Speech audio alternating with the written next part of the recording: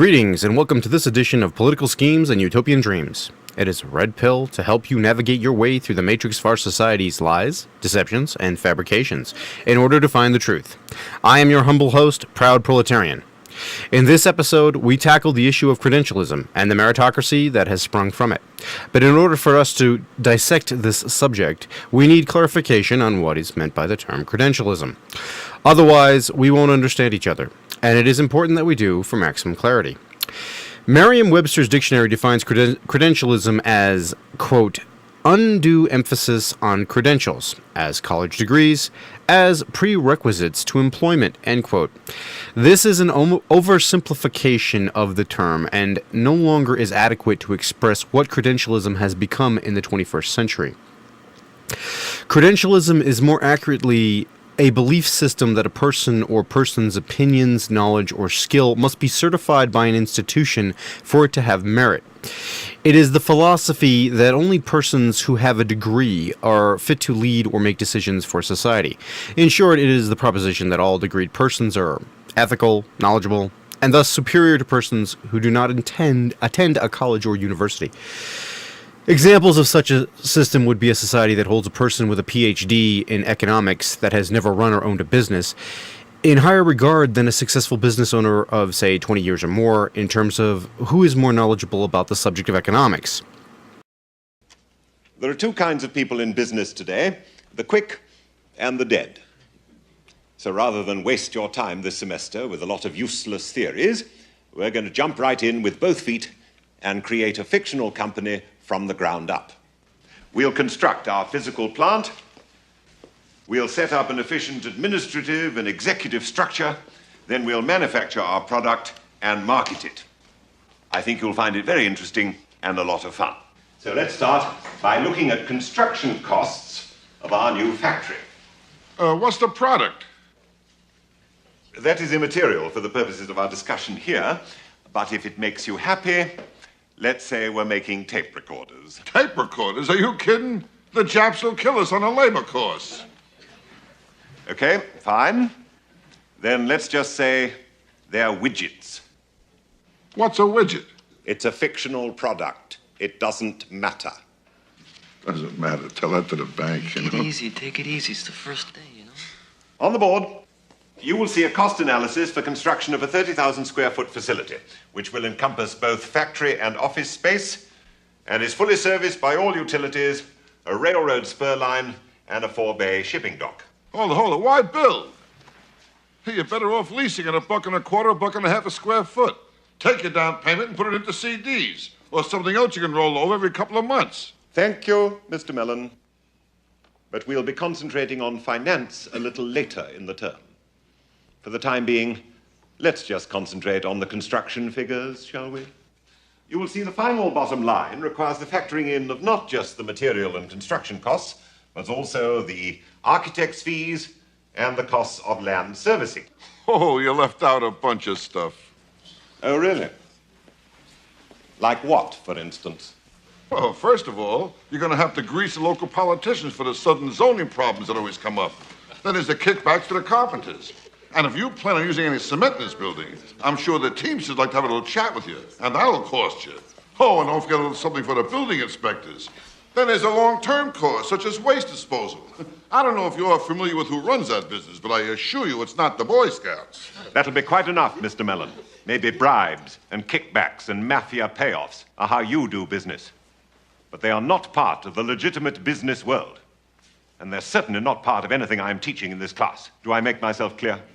Sorry, just trying to help, that's all. Now, notwithstanding Mr. Mellon's input, the next question for us is where to build our factory. How about Fantasyland?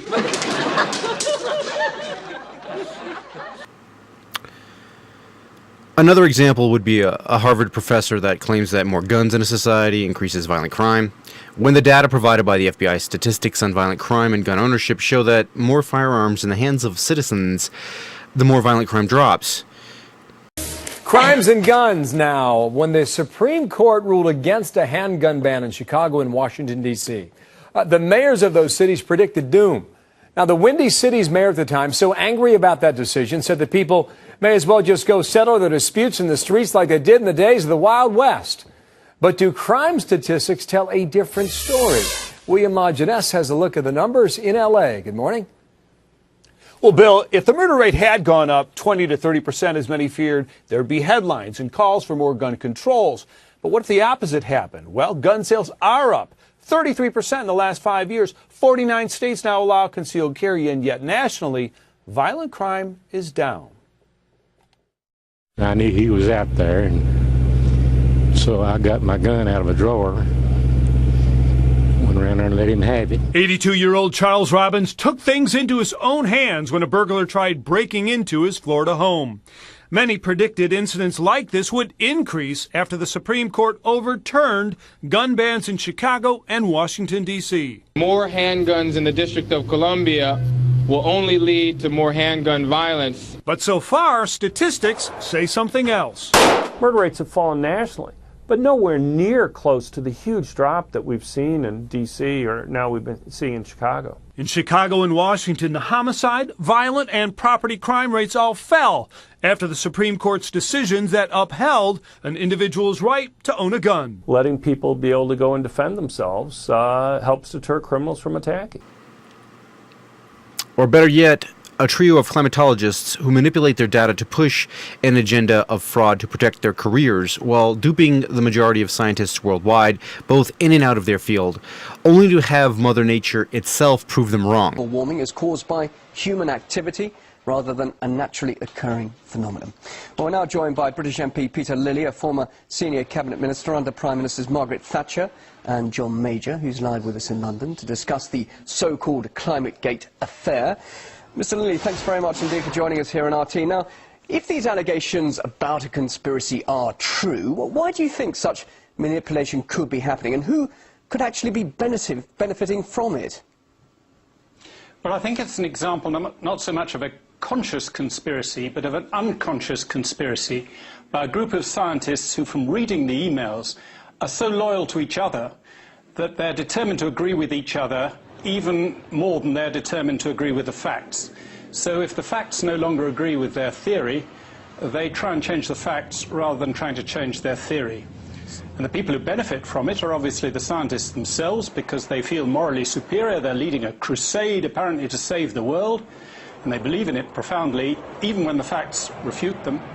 And they also get large grants from government for carrying on this sort of research, and they wouldn't get it if they produced the opposite sort of conclusions. So these sort of emails being uncovered, if they are genuine, this could be a big blow to the environmentalist movement, could it not?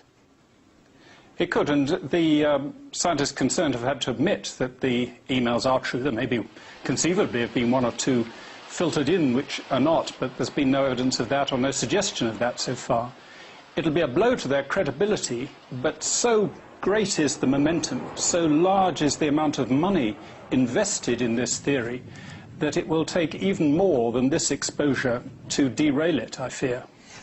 What are your thoughts then about this? Do you think that alternative energy companies, for example, they could be profiting from this so-called fear of global warming and that it's not related to human activity? What are your thoughts about this? Do you think that, that there is perhaps a conspiracy here?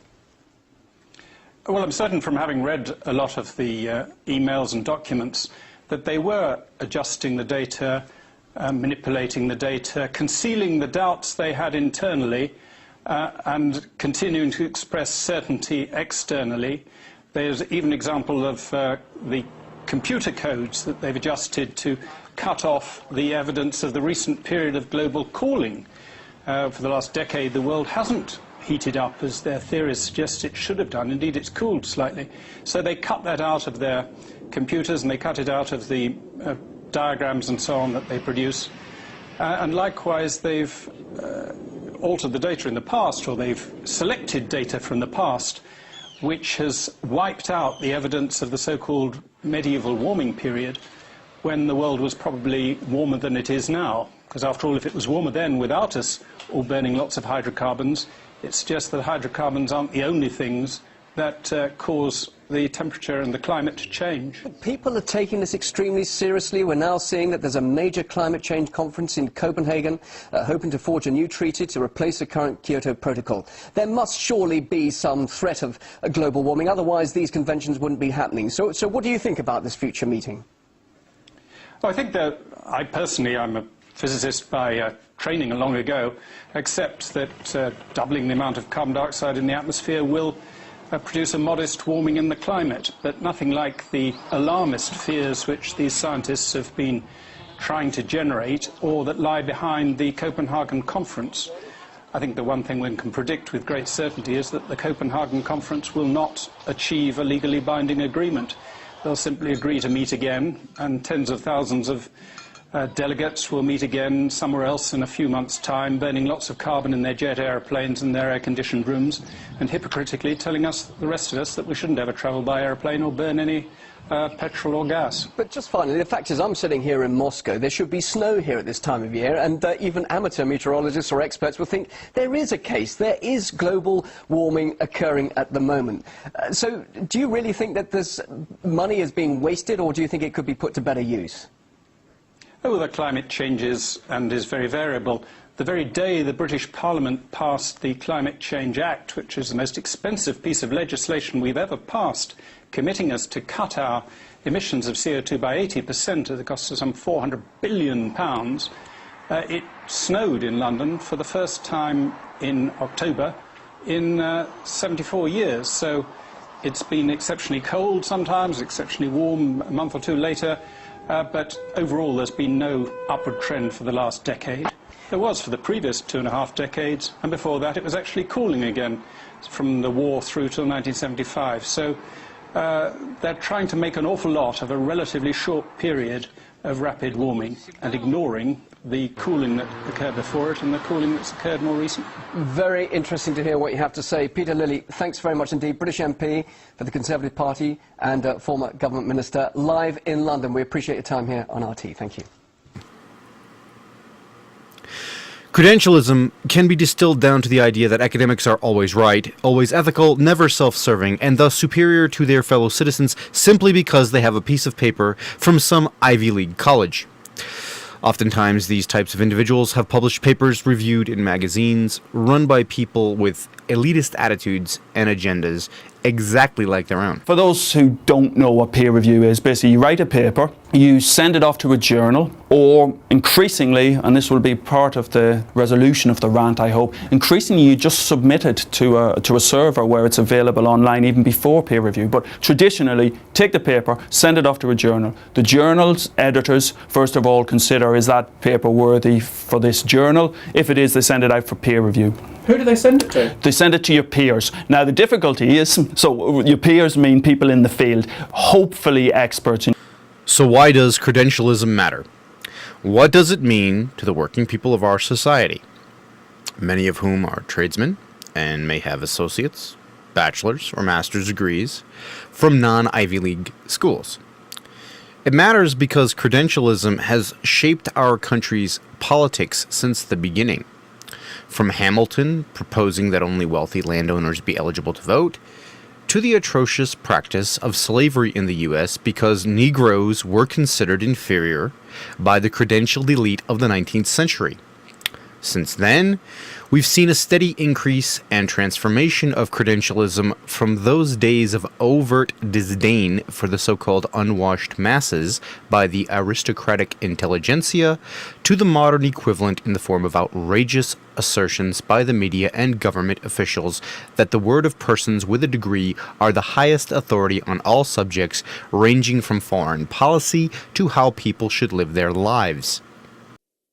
No, this is a island that at its widest level is, 12 miles from shore to shore, and at its smallest level, or smallest location, it's 7 miles between one shore and the other. Is that correct? I don't have the exact dimensions, but to your point, sir, I think Guam is a small island. Very small island, and about 24 miles, if I recall, long. So 24 miles long, about 7 miles wide at the least widest place on the island, and about 12 miles wide on the widest part of the island. And I don't know how many square miles that is. Do you happen to know? I don't have that figure with me, sir. I can certainly supply it to you if you'd like. Yeah, my fear is that the whole island will become so overly populated that it will tip over and capsize. We don't anticipate that. The Guam population, I think, currently about 175,000, and again, with 8,000 Marines and their families, it's an addition of about 25,000 more into the population. And also things like the environment, the sensitive areas of the environment, coral reefs and those kinds of things. And I know that, lots of people don't like to think about that, but, we didn't think about global warming either. And now we do have to think about it. And so I'm concerned from an environmental standpoint whether or not Guam is the best place to do this relocation, but it's actually the only place. Is that correct? This is the best place. This is the farthest west U.S. territory that we own. And, this is part of our nation. And in readdressing the forward presence and posture importance to Pacific Command, Guam is vital to this decision. According to Wikipedia, Representative Hank Johnson Jr., quote, graduated from Clark College, now Clark Atlanta University, in 1976. He was a member of Omega Psi Phi Kappa Alpha Alpha Chapter, Decatur, Georgia, and Texas Southern University's Thurgood Marshall School of Law in Houston in 1979. He practiced law in Decatur, Georgia for more than 25 years. He was elected to the DeKalb County Commission in 2000 and served 2 terms. Prior to his service on the commission, he worked as an associate magistrate judge for 10 years, end quote. That cute skit of Hank Johnson illustrates the level of political nonsense that first started in the United States with the credentialist policies that were pushed by Woodrow Wilson in the early part of the 20th century. Since Wilson was the source of most of the sad state of meritocracy we find ourselves in today, we shall start this examination of credentialism by exploring Woodrow Wilson's part in this debacle. As the former president of Princeton University and the American Political Science Association, Wilson crafted his administration around an academic model, rather than adhere to the constitutional one he swore an oath to uphold. In many ways, it was a meritocracy of the purest form, as was illustrated in an article entitled The Case Against Credentialism by James Fallows that was featured in the Atlantic magazine back in 1985. Mr. Fallows pointed out how Wilson's administration had seized upon the concept of IQ testing for psychometric evaluation of draftees for the First World War. The major problem with this type of evaluation was exposed by Chief Administrator of the testing, Robert Yerkes. According to Fallows' article, Yerkes remarked in disgust at the results of the IQ testing when he said, quote, thus it appears that feeble-mindedness is of much greater frequency of occurrence than had been originally supposed, end quote. That was because Wilson's IQ testing of the draftees for World War I were all scoring less than average on the IQ tests. In fact, nearly half had scored at a moronic level. So was it because all of these brave men were too stupid to pass the IQ test? Or was it because of something else entirely? Well, the answer might actually surprise some of you. The fact was, the creator of the IQ testing method, French psychologist Alfred Binet, never meant for it to be used on people of normal mental ability. In fact, it was created at the behest of the French Ministry of Instruction to develop a test to identify children in need of remedial schooling. In other words, mentally retarded people were the key demographic of the IQ testing method. So the test was something very different than what it has come to represent due to Wilson's administration. The test wasn't a fair evaluation of men of normal mental capability and still isn't a good judge of a person's intelligence or capability in life. Mr. James Fallows points that out as he illustrates a study that few may have heard of outside of sociological or psychological circles. This study is called the Kalamazoo Brothers Study. It was published in 1976, and it illustrated the effects of education on a person's ability to make gainful employment and be successful. The study showed that a person could succeed in life and become accomplished in their field without a degree of any sort, and with a low IQ score, even coming from an impoverished family. Now, mind you, this study was conducted just after Nixon took us off the gold exchange, so economic conditions hadn't gotten to where we are now. So the Kalamazoo study subjects were still able to succeed even as the U.S. entered into a purely fiat money system. The data collected from the Kalamazoo study flew in the face of credentialist thinking and dogma, yet the march towards the current social quagmire we see now continued unabated. The Kalamazoo study begs the question that if IQ testing, and all its lineage, from the Army alpha testing of Woodrow Wilson's administration to the scholastic aptitude testing of today, work, then do these tests really find the raw talent within our society without regard to the social setting of the individuals being tested? If that were the case, then why have all of these IQ tests from the start of them shown that the people with the best jobs, the most money, and the best bloodlines do not have the highest IQs? As James Fallows asked in his article, if American society had become so perfectly meritocratic by the early 1900s, and the smartest people had already reached the occupational summit of society, then why were there nativist passions, Jim Crow laws, and the brutalized condition of the urban working class? History clearly shows that this was not the case with Wilson's meritocratic administration and its love affair with IQ testing. One would think that IQ testing would have stopped after Wilson's presidency ended. However, as Mr. Fallows pointed out, the credentialists never stopped pushing their agenda. Lewis Terman was a major proponent of the IQ movement and ranked among its leaders. He wrote in 1923 that, quote, preliminary investigations indicate that an IQ below 70 rarely permits anything better than unskilled labor. That the range from 70 to 80 is preeminently that of semi-skilled labor. From 80 to 100, that of the skilled or ordinary clerical labor. From 100 to 110 or 115, that of the semi-professional pursuits, and that above all these are the grades of intelligence which permit one to enter the professions or the larger fields of business. Intelligence tests can tell us to which group a child's native brightness corresponds, end quote. But reality did not pan out that way. Take Henry Ford, for example. He had no education in the formal academic sense of the term. Yet he went from being a farm boy to a machinist's apprentice, and then on to become one of the most innovative members of American society that has ever lived. Thomas Edison had no formal education either. He had to be taught how to read, write, and to do mathematics by his mother.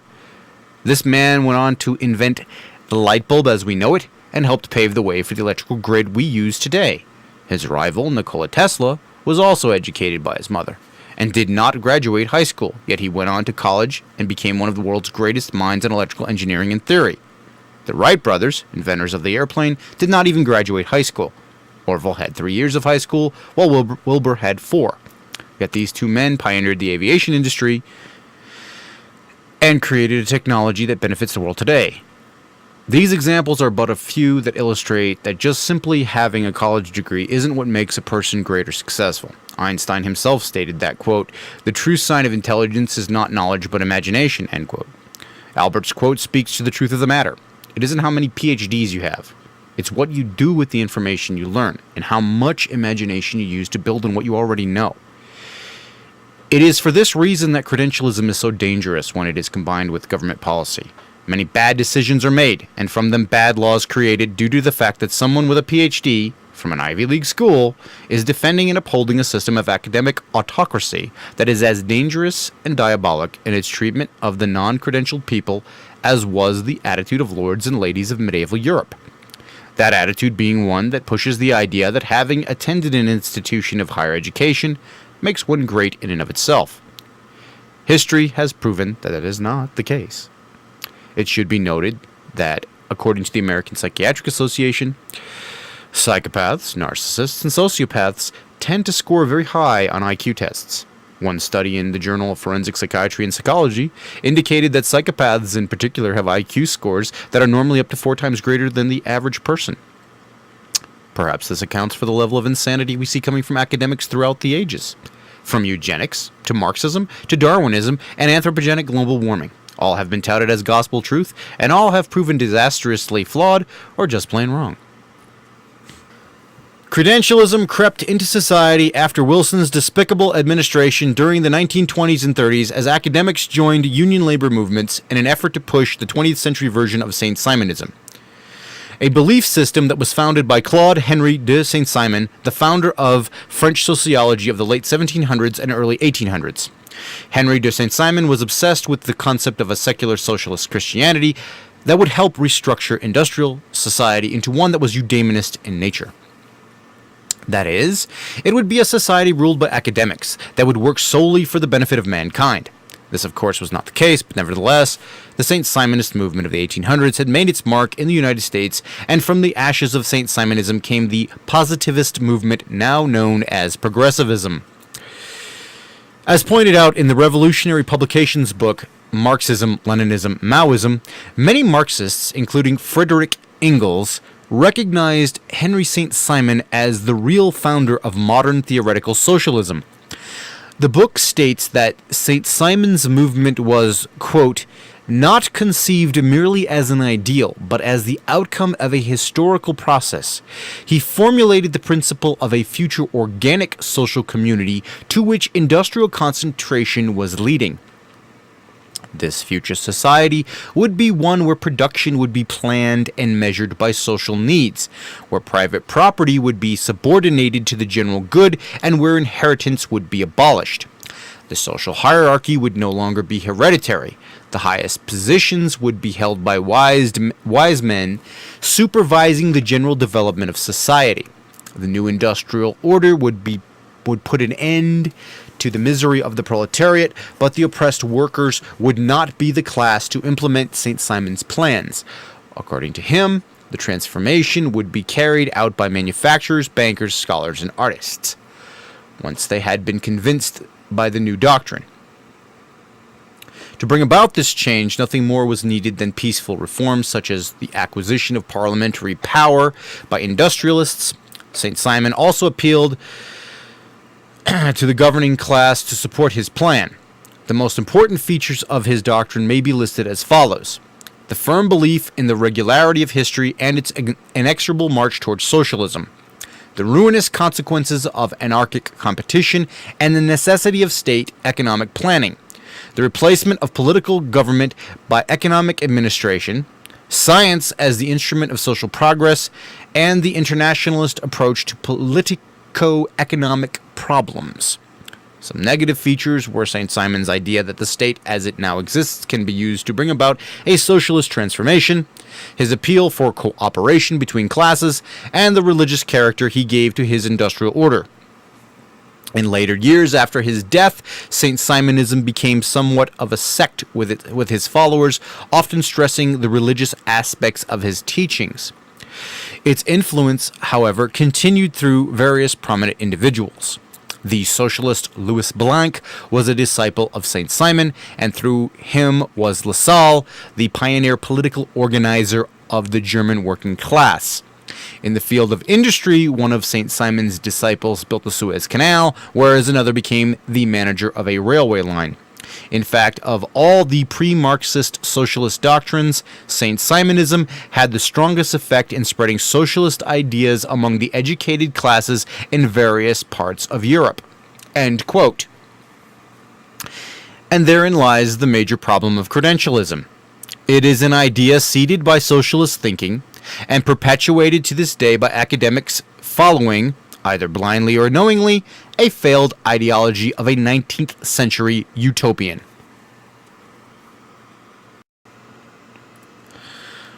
World War II and the subsequent Cold War era that came after it only furthered the problem of credentialism in the Western countries of the world. The need for skilled engineers and technicians was very real. However, the disdain that came with credentialism reared its ugly head in all its pathetic glory. Mr. James Fallows presents this clear elitist attitude in his article. Mr. Fallows wrote eloquently about the situation. Quote, "The GI Bill financed the college educations of some 2.3 million men, including 500,000 whose backgrounds suggested that they were not college material, and who said they would not otherwise have gone to school. James B. Conant, the president of Harvard, called the bill distressing because it did not distinguish between those who can profit most by advanced education and those who cannot. In the same spirit, Robert Hutchins of the University of Chicago warned that when the GIs came home, colleges and universities will find themselves converted into educational hobo jungles. In other words, this was a scheme to push people beyond what their intelligence would permit. Of course, when the returning GI enrolled, they confounded all predictions and proved to be famously mature and successful in class. Researchers found that those who would not have gone to college without help from the GI Bill did slightly better in coursework than other equally abled veterans." End quote.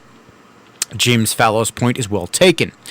Here in this excerpt from his article, we have seen the very nature of credentialist thinking and the mental retardation of elitist attitude that comes with it.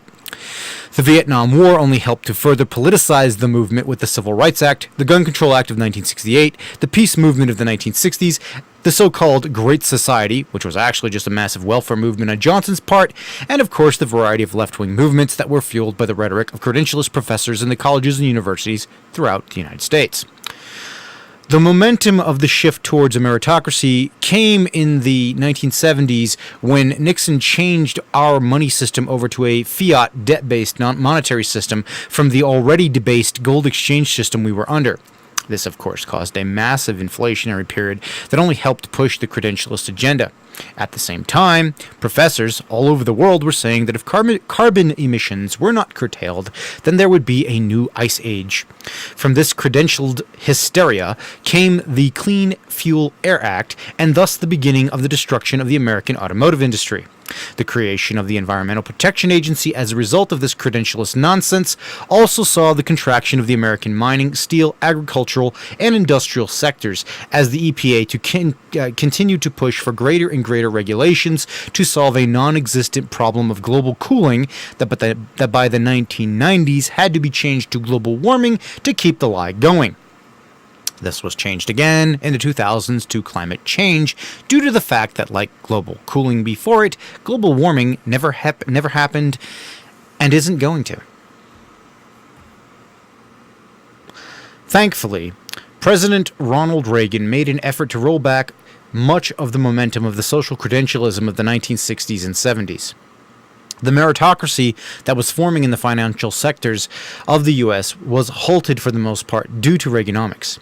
His policies of supporting domestic entrepreneurship helped slow down the move towards a modern St. Simonistic type of society. Non-credentialed persons could still obtain employment at good-paying jobs and afford to buy a home, raise a family, and make the proverbial ends meet. Sadly, the business schools of the 1980s era continued to indoctrinate their students into the belief that higher degrees were needed for them to operate a business, and by extension they needed to hire only those persons with the proper credentials to work for them in order for that business to succeed. Again, this was not the reality of the situation. In fact, it was a detrimental move that did more to help the Japanese and Germans destroy the American automotive, electronic, and computer industries than it did anything else.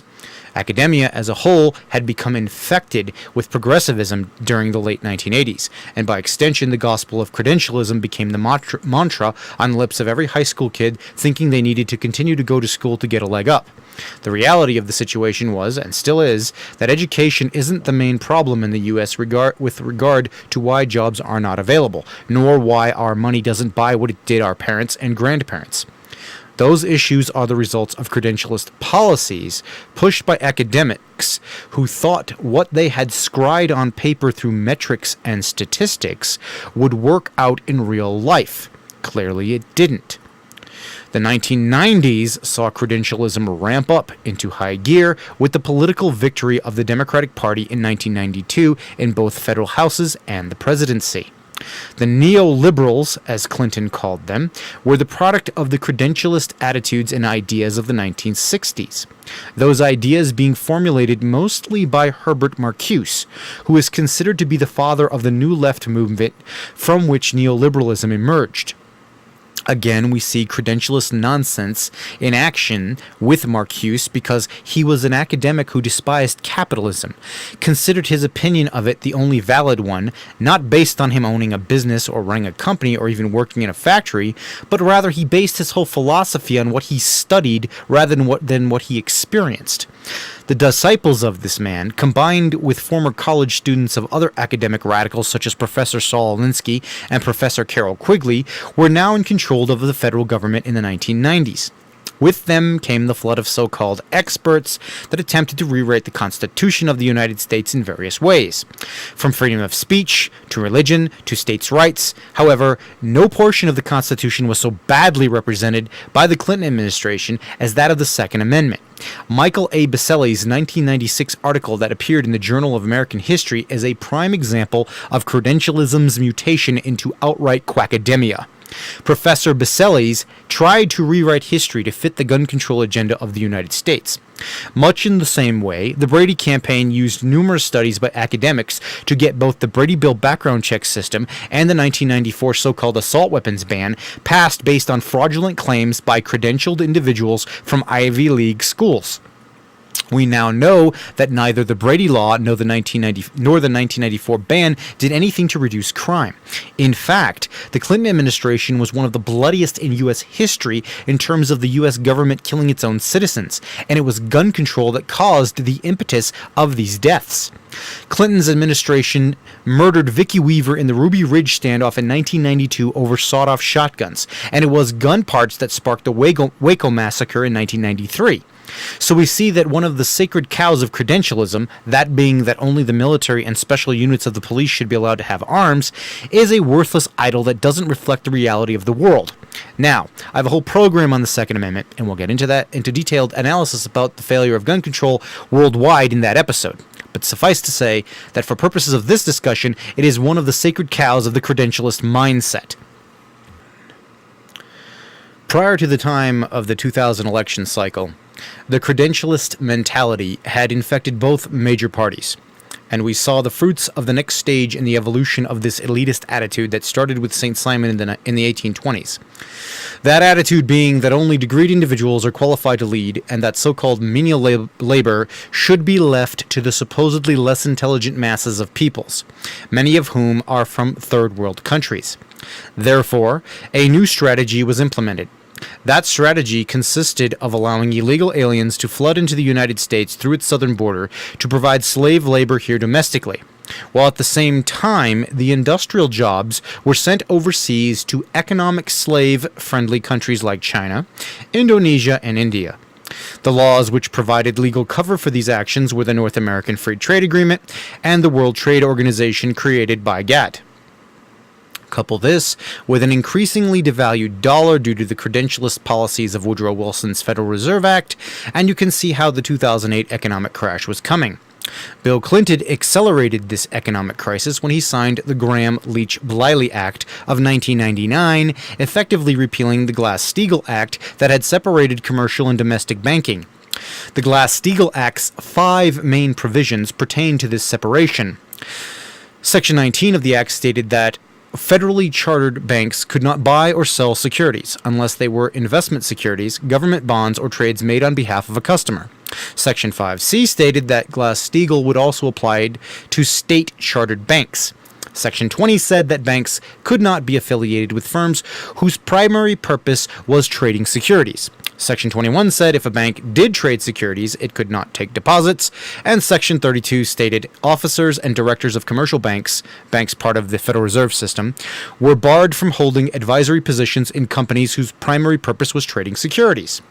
These safeguards prevented the kind of nonsense that we saw during the so-called dot boom years of the mid to late 1990s. That being the flow of non-existent capital in the form of credit being loaned out far beyond what banks had in physical assets in their vaults to companies that only existed on paper. Millions of dollars were created to finance this fraud. The natural result was an economic bubble that had been based solely on the unproven theoretical models proposed by academics. Naturally, the real world didn't play out as these models predicted, and the dot bomb was the result. Another failure of the Clinton administration due to credentialism was in properly dealing with the rise of Middle East terrorist groups within the United States. That failure ultimately culminated into the 9/11 event. Now, I do concede that there are many questionable details about that event and that the official story is not the truth. However, for the sake of this discussion, we are only concerned with the policies that led up to it, or rather the lack of appropriate policy and action on the part of the Clinton administration. The Clinton Justice Department under Janet Reno was more concerned about the non-existent threat of so-called militia groups than it was with the actual threats that were presenting themselves during the 1990s. It should be noted that the first red flag that was raised was the first World Trade Center bombing in 1993. That attack should have sparked a national effort to profile Arabs in the U.S. and terrorist left-wing groups like the Animal Liberation Front. Instead, it was given low priority due to quackademic organizations like the Southern Poverty Law Center, who used their credentialist influence to attack their political enemies in the Clinton years, rather than deal with the very real threat of Mideast terrorism and eco-Marxism on American soil. Even the Oklahoma City bombers had ties to al-Qaeda, but the media and the academics in the U.S. immediately leveled charges of racism, bigotry, and the conspiracy theory label to anyone who pursued this avenue.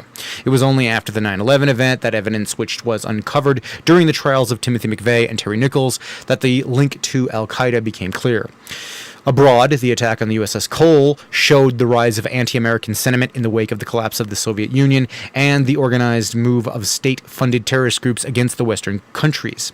Again, the beliefs of the American academics and their influence on American policy ignored these events and others which paved the way for the 9/11 event to take place.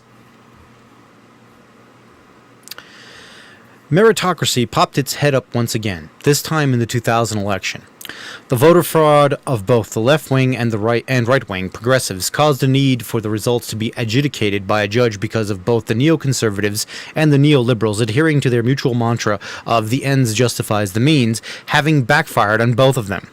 The hanging Chad nonsense only illustrated the very childish nature that had blossomed in the credentialists of the 1990s.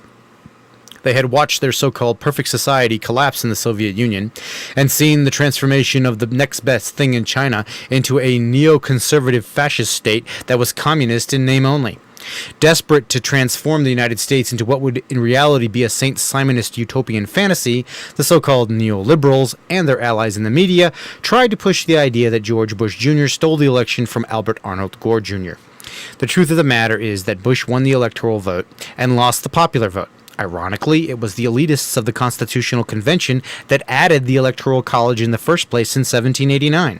And yet the same elitist types of people, in this case the Democrats, cried foul because the very system that overrides the wishes of the common man turned against them.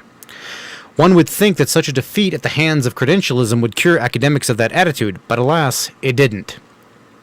While there is no doubt that the right wing has its own issues with credentialism, and as a result the United States attacked Iraq in 2003 and plunged us into a decade-long war over weapons of mass destruction that didn't exist, the so-called Patriot Act, creation of the Department of Homeland Security, Transportation Safety Administration, and the unbelievable usurpation of the Constitution by the GOP leadership in collusion with the Democrats, shows just how compromised the two-party system is and how far we as a nation have fallen into despotism. Much of that fall can be laid at the feet of academics pushing the elitist ideals of a credentialist state. That slide from a society that held hard work and accomplishment in the real world in esteem regardless of education level to one that views the number of degrees attached to your name as some kind of success in and of itself is the reason for our current predicament. Couple that with continuous passage of bad laws, horrible policy, and delusional studies coming out of U.S. colleges and universities, and you get a clear picture of why America is becoming a banana republic. Al Gore is a choice example of this academic fantasy fetish. He went on from vice president to quackademic-in-chief when he helped push another of the sacred cows of the credentialist movement. That being resource control, which was commonly called global warming during the 1990s and 2000s.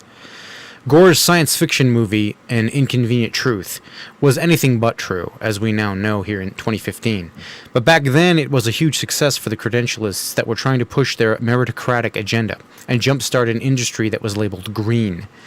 The only thing green about it was the looks on the faces of people when they started getting sick from seeing their energy bills and the rising cost of housing, automobiles, food, and products as a whole, due to the unnecessary environmental regulations being pushed in the name of trying to stop global warming.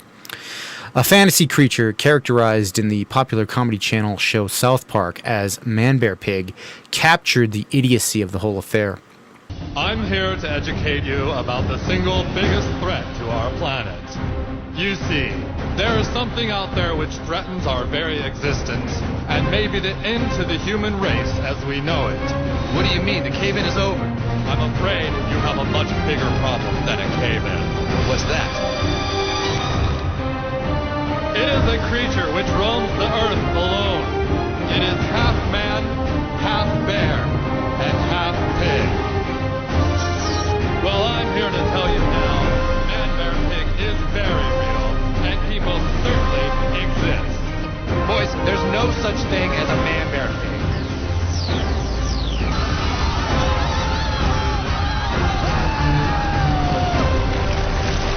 I'm talking, of course, about Man-Bear Pig. Damn you, Man-Bear Pig, they're just children! Oh my God! Man-Bear Pig screen active. I've got you now, you son of a bitch! I'm serial. I'm super serial. Why won't anybody listen to me? This looks like Man-Bear Pig Central. Al Gore. Does he have large hooves where his feet should be? Have you noticed high deposits of sulfur or a salmon-like odor coming from the cave lately? Gross! Gross! This is the end of you, Man-Bear Pig.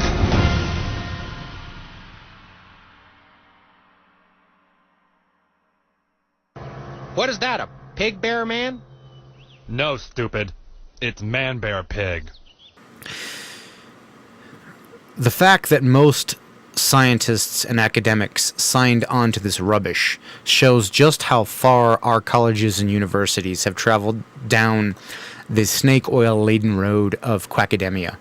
The quackery of anthropogenic global warming didn't just stop with ozone or carbon monoxide. It went straight over the cuckoo's nest when carbon dioxide got thrown in as a cause of rise in global temperatures. Oddly, none of these credentialed climate clerics took into account the reality that the other planets in the solar system were experiencing a rise in temperatures during the same period as the Earth, due to the sun. Instead, these watermelons, as James Delingpole so accurately labeled them, went right on spewing the gospel according to St. Gore. As if to crown the sheer Peter Pannery of the whole affair, the disinformation spread by these green groups caused more and more countries to sign on to the United Nations Biodiversity Treaty, more commonly known as Agenda 21, that had been created in 1992. Upon reading this treaty, one only has to look at the map of the land redistribution to see the comic book level of thinking that went into it. It is as though the people who crafted Agenda 21 read the DC comic book Judge Dredd like a history book, and were preparing the world population for the final socio-economic stage of social evolution into full-blown communism. This, of course, is just a pipe dream for the academics that falsely believe the masses will go along with forced depopulation. The credentialists don't like to call it genocide or murder, so they just call it population reduction, and stake false claims about overpopulation, food shortages, etc., but never explain how much, if not all, of those problems are due to policies enacted by politicians of a credentialist mindset on the Council of Academics with a political agenda. By Bush's second term in office, we saw the militarization of domestic police forces on a level that would make Uncle Joe blush. Groping of passengers at airports by thugs in TSA uniforms, and cops telling citizens they can't film their abuse of power. All of this we are to believe is necessary for our security. Yet our southern border remains wide open, with a flow of tens of thousands of illegal aliens annually. The effort by both major parties to keep these economic slaves in the U.S. was emphasized by Bush's claim that Americans didn't want the jobs the illegals were taking.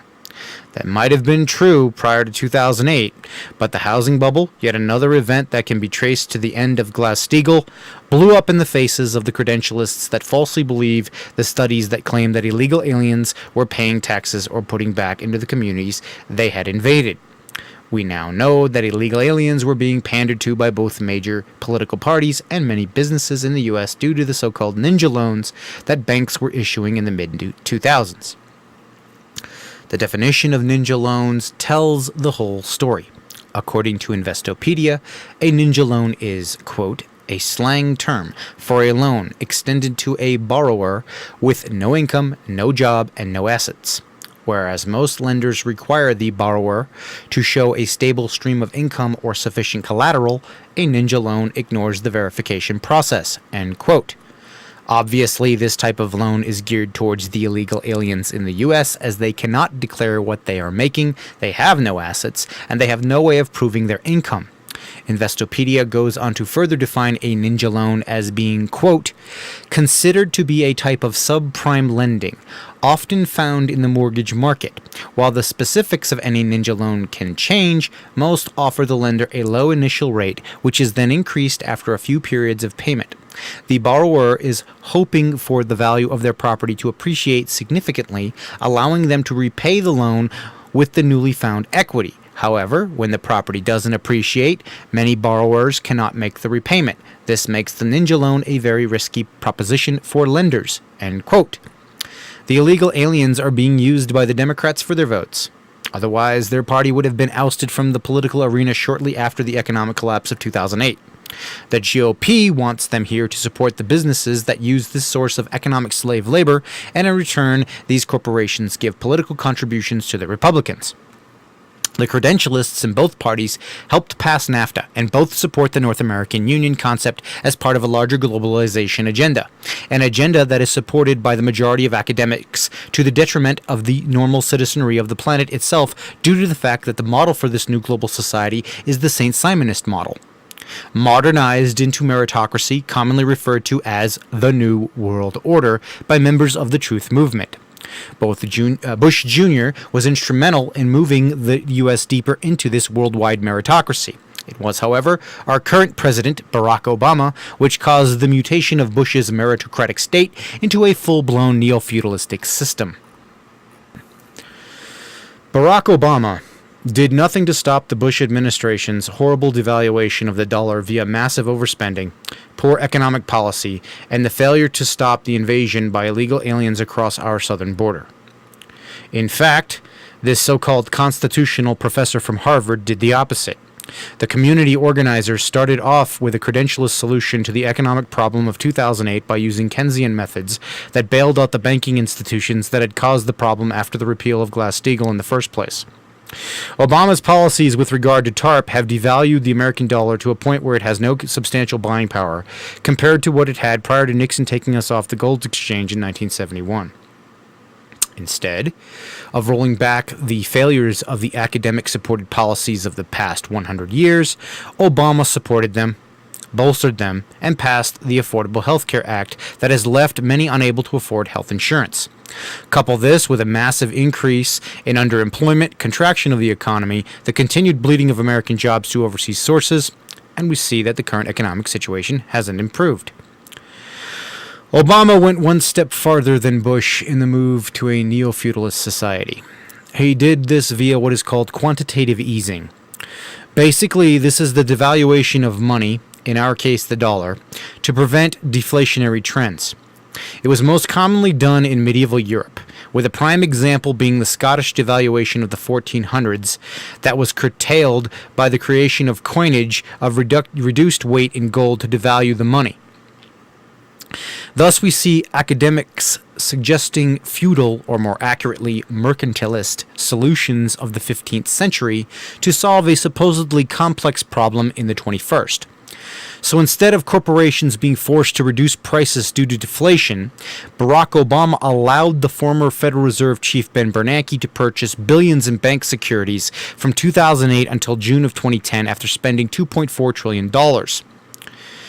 The Fed had to begin QE2, the second round of this devaluation of the dollar, in August of the same year. Now we have seen QE3 and most likely a QE4 because the Obama administration refuses to audit the Fed and allow the economy to readjust itself through deflation. The only thing that QE has done is allowed the credentialist elite to skirt their much-deserved punishment in the form of massive deflation of the price of corporate goods and increased the amount of debt the Treasury owes to the private banks of the Federal Reserve, thus creating an unstable and unsustainable economic quagmire. As economist Robert Weidemeyer has recently pointed out in a February 10th interview by Greg Hunter of USAWatchdog.com, Weidemeyer explains, quote, if you look at the amount our economy has grown last year, which would be 2013, our GDP grew 2% or $350 billion. But we borrowed over $700 billion. That tells you right there that we are borrowing more than we are even growing. Our entire growth is due to government borrowing. It's a fake recovery, end quote. He goes on to explain the problems in the bond market. Quote, the only way you can keep interest rates low is to print money, and you are printing money to buy bonds. Ultimately, that's not going to work. If printing money could do all the things they say it can do without creating inflation, then why don't we get rid of taxes? We could print the money instead. The money we are printing ultimately will create inflation, end quote. As for the success of the stock market numbers, Weidemeyer contends that those numbers are also a fabrication. Quote, fundamentally, stocks should reflect earnings, and last year, stocks were up 30%, and earnings were about 3%. So, we're way out of line with corporate reality, and we're way out of line with economic reality. What's happening is the feeling of the Fed's got my back printing a lot of money.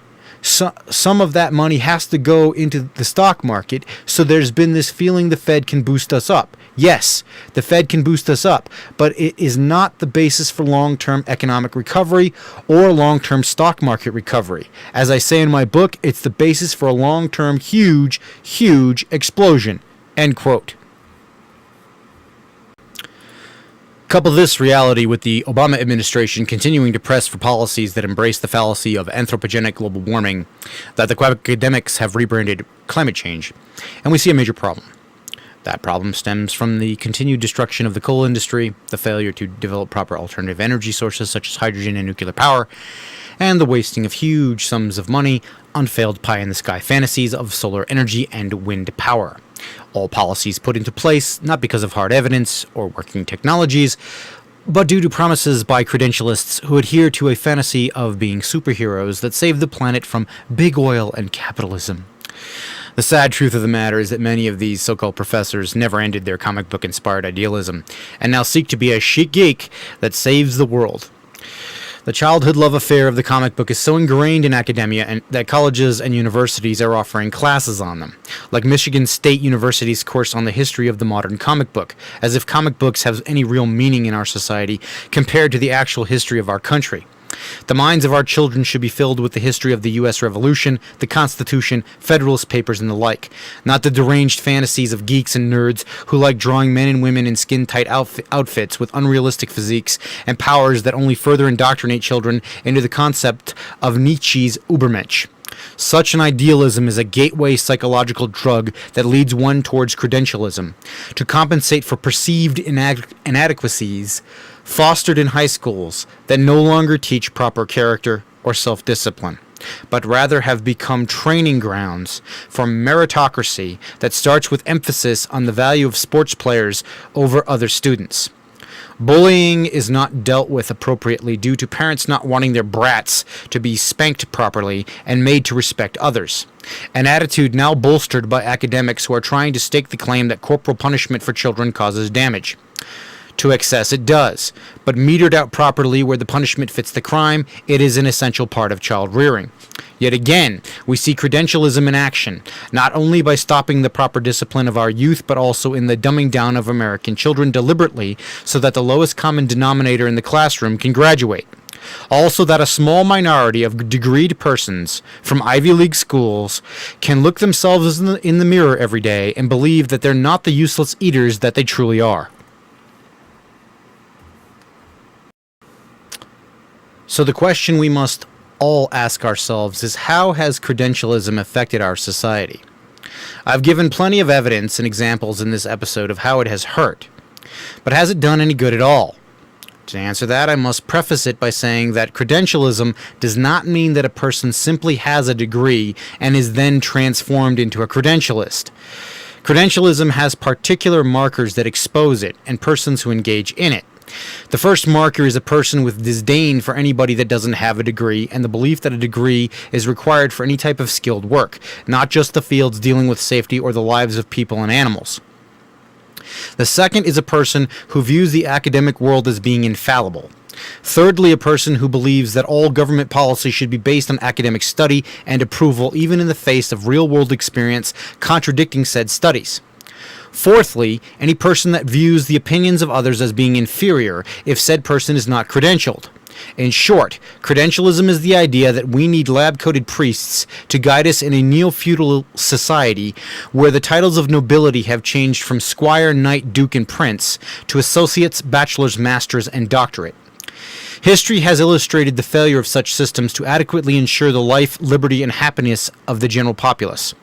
Therefore, it can be said that in no time in history has credentialism benefited a society. The main reason for this is due to the fact that this mental attitude, while not a fully fleshed out philosophy, is simply a character trait and necessary component of a much broader ideology known as progressivism. The objective answer to the question of whether or not credentialism is beneficial to society at large is a resounding no. It has allowed far too much unethical behavior to penetrate into our academic institutions, which once were places of learning and are now centers for indoctrination. It is no secret that American schools have always had a far-left progressive element within them, and that element has grown to a majority since the time of Woodrow Wilson, who used their credentials in an attempt to alter our republic into something more akin to the former Soviet Union or nationalist socialist Germany than the United States of America that our founding fathers fought Great Britain over. Credentialism has allowed the creation of a secular cult of fundamentalist Darwinists to poison the minds of our youth with their religious beliefs in the divinity of man and science as God. Schools of higher education are supposed to teach children to think for themselves, not tell them what to think. We've seen the result of this immorality in the form of increasingly savage behavior by our youth. Their entitlement mentality and their blatant disregard for life, lack of respect for their peers, a nearly non-existent work ethic, and a general call for socialism when they fail to realize that we already live in a corporate socialist system. Credentialism has corrupted not only our youth, but science itself. Larry Bell of CFACT.org interviewed Apollo 7 astronaut Colonel Walter Cunningham on August 3, 2013, about the corruption of science by so-called academics with regard to the whole climate change debacle. Colonel Cunningham was very clear when he told Larry, quote, "I come from a background where responsible science and technology are the difference between life and death. The Apollo program relied on quality data and objective interpretation to advance knowledge in areas of science and technology that had never before been explored. All of us had complete trust in the competence, integrity, and accountability of those we worked with to create the systems and hardware we depended on in the most extreme environment. We did not allow the media to affect our conclusions. Our conclusions influenced the media. Over the years, NASA has slowly but inexorably changed its culture and filled management positions with those compatible with the new culture. They absorbed their new ways of thinking, new people, and new means.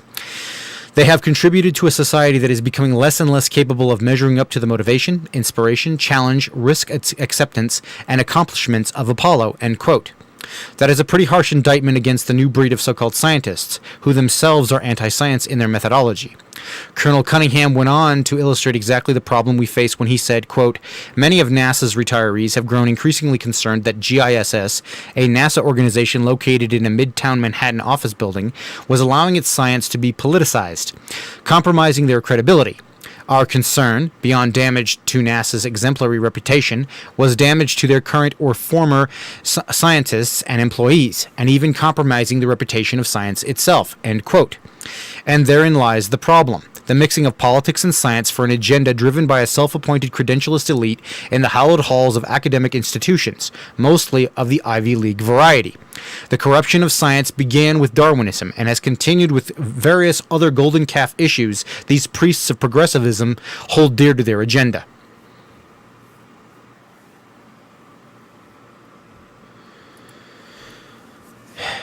It is a pathetic state of affairs that we find ourselves in, and there really isn't much we can do to change what has happened. However, we can change course. The solution to credentialism starts with respect for one another, no matter if the person is the President of the United States or a garbage man. It requires a change in attitude about accomplishment from being defined by what sheepskin a person has and from which university or college granted it, to one that acknowledges success as being a person of good character, self-discipline, and good moral fortitude. It requires citizens to vote for those politicians who will repeal the laws that strangle the buying power of the majority of Americans, or tell them to walk about the streets of this country defenseless in the face of criminal elements that require our police to have machine guns, grenades, drones, and armored personnel carriers. It requires us to end our love affair with feel-good utopian fantasies of social justice, transforming the oceans of the world into lemonade if only we allowed the academics to rule over us. It requires that we strip away the titles and privileges of those who corrupt science for their progressive agenda and punish them severely.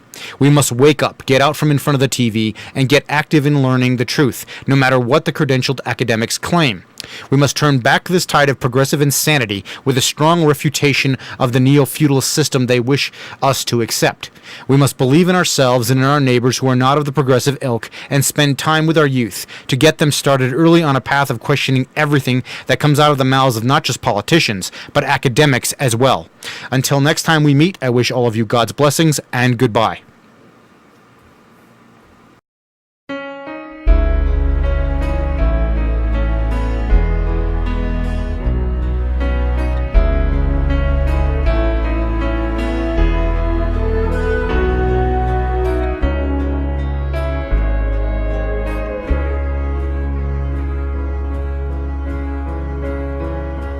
Don't believe in love and war. You found the truth you can't ignore, and all the hopes for your conforming have all crumbled now. You take the route you've been forewarned.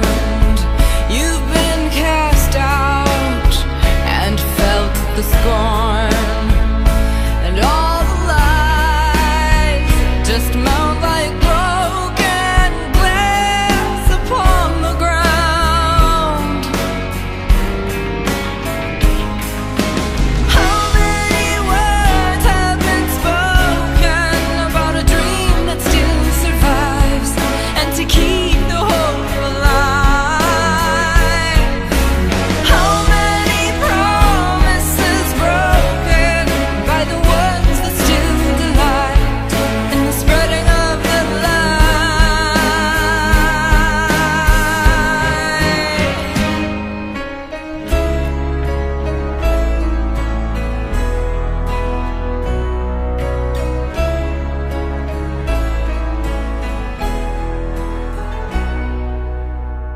You don't believe in the hope